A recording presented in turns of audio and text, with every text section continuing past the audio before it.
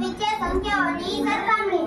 તો એક અંકની સૌથી મોટી સંખ્યા કઈ છે? 9. એક અંકની સૌથી નાની સંખ્યા કઈ છે? એક અંકની કુલ સંખ્યા